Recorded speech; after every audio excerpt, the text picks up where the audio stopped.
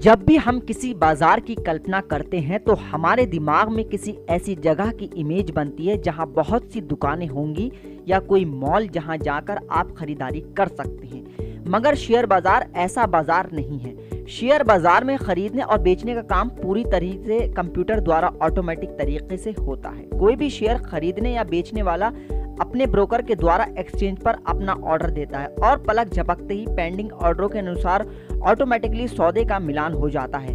Share बाजार में काम के घंटों में ब्रोकर अपने ग्राहकों के लिए उनके द्वारा दिए गए ऑर्डर टर्मिनल में डाल देते हैं। इसके बदले में ब्रोकर को ब्रोकरेज या दलाली मिलती है। हम कह सकते हैं कि मुख्यतः शेयर बाजार की 3 कड़ियां हैं: स्टॉक एक्सचेंज, ब्रोकर और निवेशक।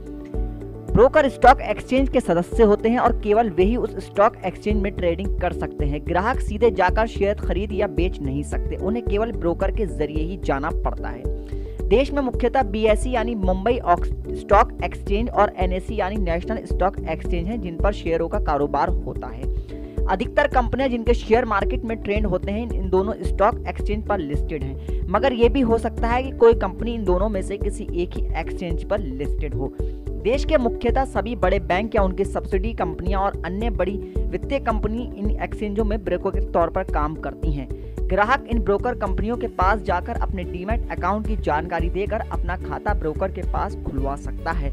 इस प्रकार ग्राहक का डीमैट अकाउंट ब्रोकर के अकाउंट से जुड़ जाता है और खरीदी अथवा बेची गई शेयर्स ग्राहक के डीमैट अकाउंट से ट्रांसफर हो जाती हैं।